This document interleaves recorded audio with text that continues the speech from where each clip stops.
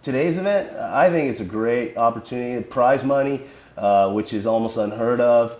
The rules, I love the rules. We're really focusing on making it exciting, which I think is what we need to do to popularize the sport.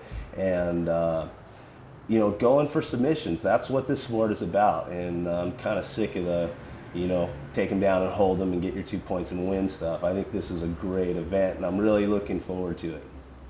Like, my only concern with the tournament when Kenny approached me about competing was I just want to make sure that the best submission guys win. The best submission guys have a chance to do what they do best, which is to submit, to go for stuff. Whether it's, arm bars, triangles, whatever, just to be able to chance to do what they can do. And the rules I felt, and I hope more tournaments start going towards these rules where it's 12 points where you clearly show dominance or you submit the guy, no time limit. The rules were awesome. It lets you open up, I think the rules, whoever invented those is brilliant. I don't know who it was, but the rules were great. I think the points actually should be a little bit higher because that will be able to let you work for a submission a little bit better. I mean, that's the ultimate game, is a submission. I mean, points are all good, but a match can turn very quickly and a person can come up on top by a submission in the course of a couple of minutes. 12 points is hard to score on somebody good, so you have to be the clear winner, I would think. Well, I mean, when Kenny told me about it, I liked it. It was it sounded great conceptually. I mean, in theory, it sounded just awesome. But a lot of times when you try to actually, put these into work, they sort of fall apart. This was, the exception. It really was a well-run tournament. I was thinking that there were going to be all these really, really long matches, but they were really good about it. The match went too long. They maybe started another one at one point, and they kept true to not letting anyone stall. And I mean, I really liked the rules. I felt like, I went for more submissions because of them, because I knew there wasn't a time limit. What it did was encourage all the fighters to chase victory instead of holding the points and waiting for the time to run out, which is the case in pretty much every other jiu-jitsu tournament. So I think the fighters saw that whoever won deserved what they got. Nobody won by accident. I really enjoyed the rules. I love the no time limit. I think that allows people to showcase their skills and not worry about the time running out on them and not scoring enough points or whatnot. It just allows you to go after it. And yeah, if I had my say, I wouldn't even sell this DVD. I would make him not give it out. I would keep it. There's lots of information on this DVD, guys. Pay attention. I was brought up with the idea that submit, submit, submit. Just go for the submit. You know what I mean? And if you can't submit the guy, put on a good show at least. And I feel a lot of guys are afraid to lose. They're afraid, whether they have their own schools or their black belts, whatever. They're afraid to go for stuff. A great example would be Eddie Bravo. He went down to Brazil and he fought, a legend. And he wasn't afraid to try to submit him. You know what I mean? If he would just beat him on points, yeah, Eddie did good. But he went down there, submitted the guy. You know what I mean? Now, the world can see his technique. And that's what I think it should be about. And the only reason I think matches go long is when people are afraid to lose. In submission wrestling, I don't care if I win or lose. I want to fight. You know what I mean? Nobody's going to get their teeth knocked out. Nobody's going to get kicked in the face. It's submission wrestling. Let's see who the best submission artist is.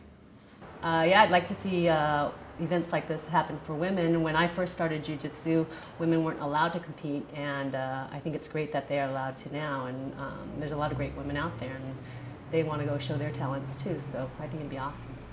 I think that right now where we are as a sport is at that place where we have to make these kind of changes to go to the next level. And so I think right now there has to be a lot of experimenting, a lot of new formats, and figure out what's going to work for the sport. So eventually we can attract more attention. Hey Jason, how you feel? Man, that's a good match. Thanks. I lost to a gi choke in a no gi tournament. It's my luck. How did it feel with that choke coming up on you? It felt like it was choking me.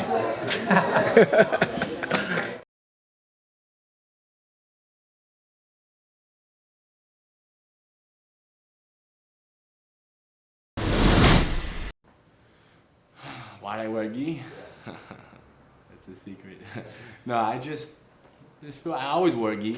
And I trained with Henna the other day, no gi. We both did it a few times, and it just didn't feel right. You know what I mean? We trained with the gi, and I felt I wasn't in threat of a choke.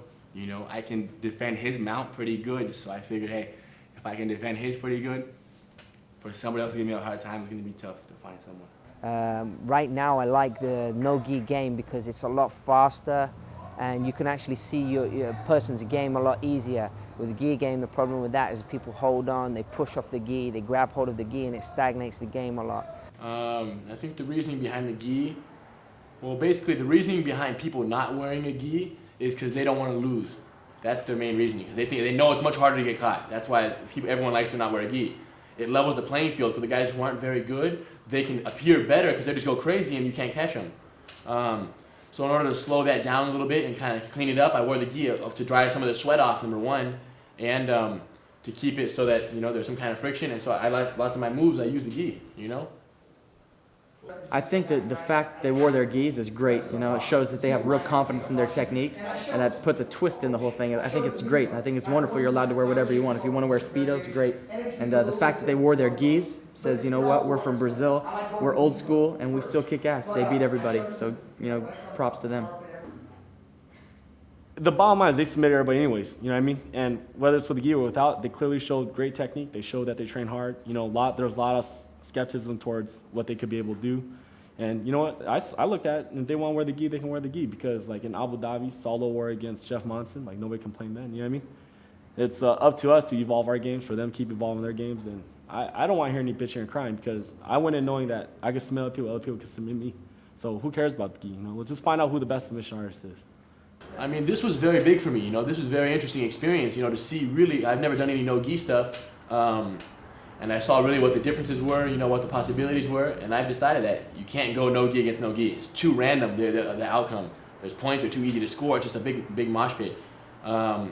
So it was a big experience. This right here was a big step, towards, I guess, NHB fighting. You know what I mean?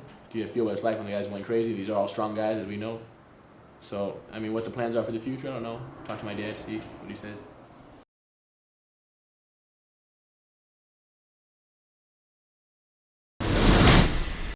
Anybody who thinks about learning self-defense, to protect themselves on the street, they should consider something as effective as jiu-jitsu, number one.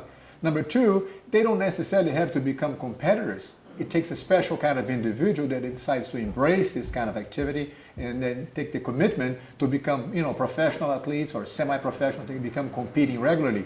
But the average public that watches a tape like this should use this as a motivation to become aware of the importance of learning to defend themselves, and if nothing else, learn the basics of jiu-jitsu so that they can get effective in defending themselves in everyday life situations. A beautiful sport, extremely beneficial, and I'm glad it has been embraced by so many people worldwide. If you're new to this, I just want to say, man, this changed my life. Before this, I was fighting the streets. I was in jail. I was doing a lot of things I shouldn't have been doing, but this changed my life. It humbled me. When I learned to control me, when I learned that I'm not the baddest guy around, when I learned what technique is, what humility is, what honor, what discipline is. Like I said, everybody likes to throw those words around. Everybody likes to say they're the man, they're this, they're that. But when you go train, when you throw yourself on the mat and you get humbled, when you train with guys that are good as you, better than you, worse than you, then you realize what honor is. You realize what respect is. If you're looking for something that's easy, I suggest table tennis. But if you're looking for something that is really going to push you, is going to change you as a person, change you as a husband, as a son, as a whatever, father, this is it. This is it. Not only will you be able to defend yourself, but you're going to look at yourself in a different way. Stick with it. There's a lot to offer. It can help you a lot, not only in your work life, your personal life. It just has so many more benefits outside of what you do on the mat. And I've just seen numerous benefits in my life just from doing jiu-jitsu. I think jiu-jitsu is an excellent martial art for women. It's very technical. It's great for self-defense. This is the reason why I started jiu-jitsu.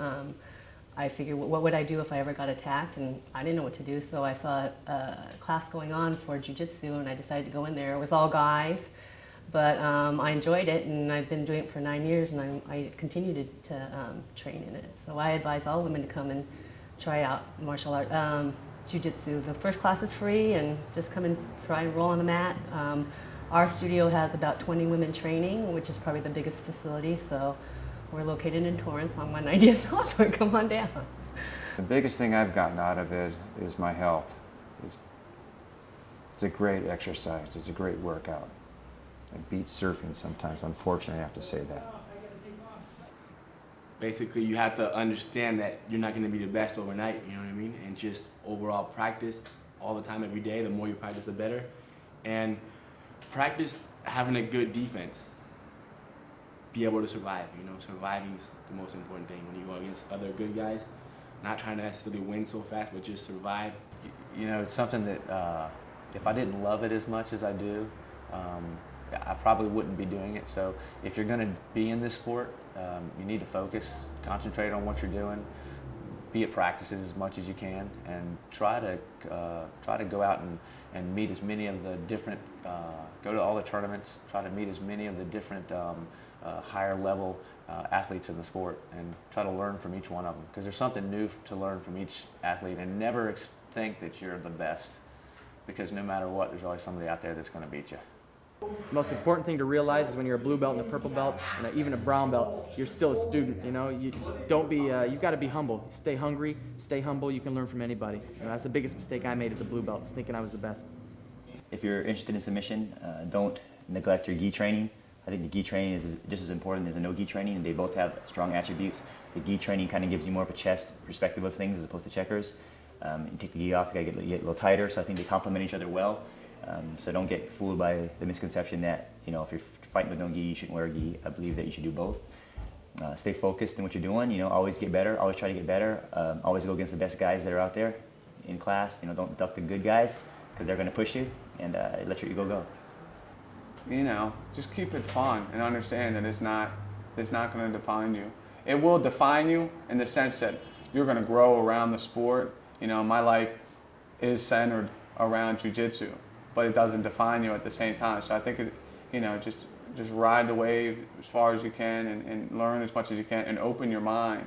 Open your mind. Never think that there's one way to do something. I mean, there's 10 ways to do something, and what works for you one week isn't going to work for you the next week. So I would just try to be a sponge, enjoy it, don't take it too seriously, be lighthearted about your training, and make small goals, and then make long-term goals, because if you set no goals, you certainly will attain them. Train hard. Train hard. This is a sport of the future, I think, and you just train hard and really try to support this sport. Tell your friends to buy this videotape and really, push it out there, because I think these are the kind of things that are going to change the grappling world.